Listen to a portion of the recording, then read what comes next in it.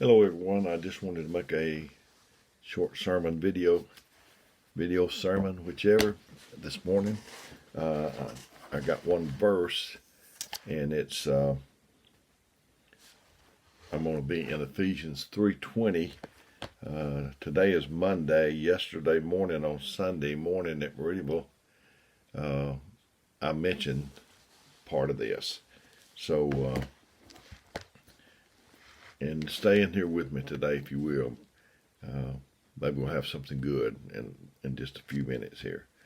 But anyway, Ephesians 3:20 says, "Now unto him that is able to do exceeding abundantly above all that we ask or think, according to the power that worketh in us."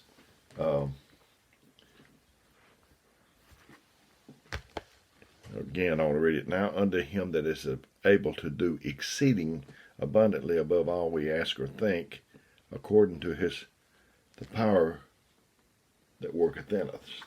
So we have a set thing in our mind we believe God can do. I ask our church, I always ask them, or a lot of times I'll say, "Did you come looking for a miracle today?" We think about things as being ordinary. We need to be thinking extraordinary, because the limits are in our minds. I asked him yesterday morning, or told him, I said, I don't wear a cap much, and I don't wear a hat to church much, but I have in the very cold of winter, and I would put it on a hook at the back of the church. I don't wear it in church. And so I told him we knew not to wear a hat or a cap in a building, so not to wear a cap that would limit what God can do for us. I've heard studies, they said that, and I'm just repeating because I don't know for sure, that you could take fleas and put them in a jar and they'll try to jump out. If you take the lid off, they'll try. But when they see that they can't, you can put the lid on, they'll try to jump out, but they'll see in a little bit that they can't jump out, so you just take the lid off and they won't even try. They figure that's their limit. And I've heard, and you have, I'm sure, heard the story about elephants. They say you can tie them with a log chain to a stake or whatever, and they will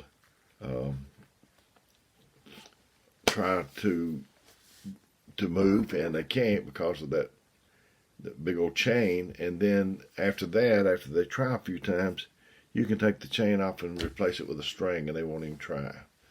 Have you placed limits on yourself?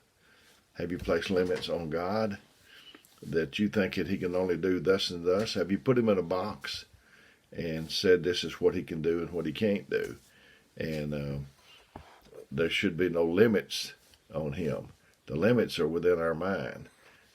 We need to expand our thinking and then if we do that, we'll expand our possibilities with God. He can do not only what we think he can do abundantly, exceeding abundantly, above that which we think or ask. I know that God is. I just like this morning, I seem like my mind's kind of scattered, but I know that some of you out there have got things that you want God to do for you, and you think that maybe that's something that he won't do or can't do. It might be something he won't do, but it's not something that he can't do. I might just tell you a few things that I've seen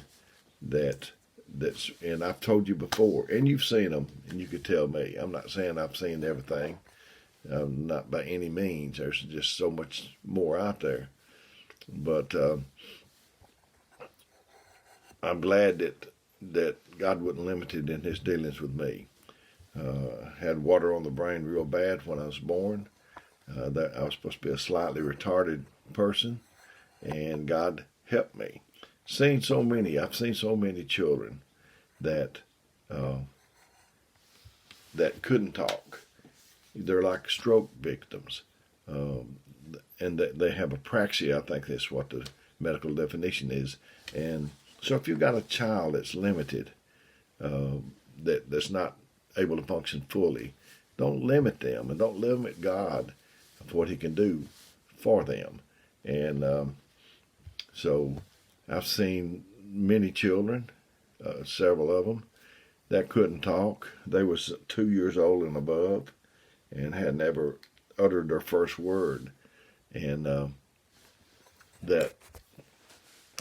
God helped them and permitted them to talk. I know some of you out there has got challenges. It may be with a child like we're talking here. It may be with your marriage. It may be with another child of God. It may be a bunch of things. But God is able to do that for you. I guess this is winding up being a personal testimony, but that's all right if it'll help you. I was with a girl that I'm thinking she was like 7 years old or so. And anyway, she couldn't talk, and they had taught her to speak on her hands, which to me means they're thinking it's going to be long term. I was at the service when God moved towards this little girl. And if I'm not mistaken, it's been a few years ago, but I believe that was in the summer, and by Christmas, she was singing Jingle Bells. Just all kind of great things. I'm glad that God is able to do more than I am. I'm ashamed every time I've limited Him. I've done it too, and put Him in a box and said, this is what you can do and this is what you can't do. One time I was at church and I spoke about these children I'd seen, and this brother, when I went to leave, I was going to shake his hand. We could shake hands then. We could, it was before coronavirus. And he said, I heard you talk about that. He said, my wife has got someone that's kin to her that's in this shape. He doesn't speak. And I think he was close to 6 or 7, something like that. And he said, would you pray for that boy? And I said, yeah. And I said, when he is healed, let me know. I didn't say if. I don't know why I didn't say if. I just didn't put a lid on it that day. And I said, when he's healed, would you let me know? Yes, we will. So a few days later, not too long, I got a video where someone was in the front seat videoing a little boy in the back seat, and he was saying 1, 2, buckle my shoe, 3, 4, shut the door, 5, 6, pick up sticks, 7, 8, lay 'em straight. And I didn't recognize the little boy, and it turned out that was him. We just seen so many like that, and I thank the good Lord that I have seen that. It gives me faith.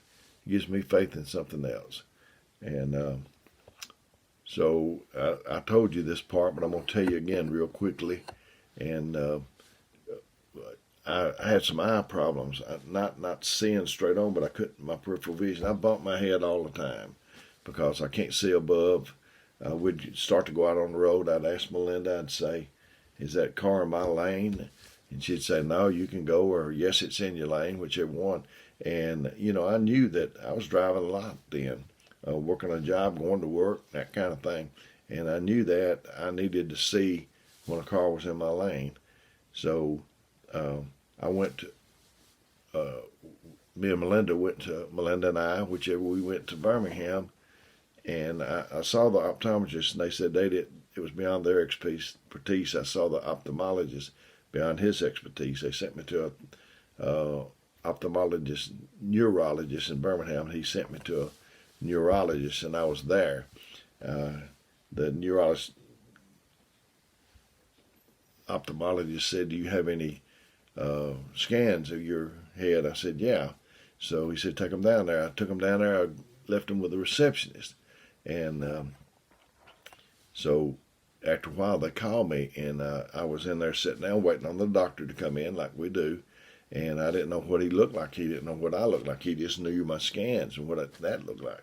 And he came in, he said, Mr. Cantrell. I said, yes, sir. And he said, he was confused, very confused. He said, Mr. Cantrell. And I said, yes, sir. And he said, how you doing? I said, I'm doing good. I was like Forrest Gump, how you doing? And he said he was doing good. And he said, tell me about yourself. I said, when you was little, when you started school, was you small? I said, yeah, because I was 5 and everybody else was 6 and 7. He said, were you slow? I didn't know we were talking about slow. I said, no, sir. I could outrun anybody nearly. And he laughed. He said, well, tell me about the rest of your life. And I said, what do you want to hear? And he said, what about your birth? I said, don't know nothing about it. My mother said she had the flu, and she lost 10 pounds or whatever, and I weighed 4 pounds and 9 ounces.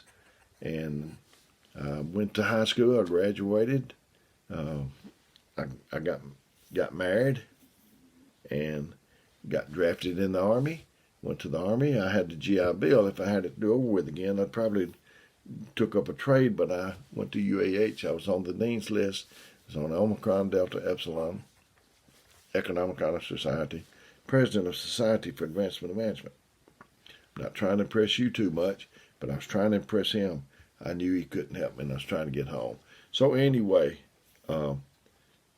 he said, well, so when I came out here, I wasn't looking for you.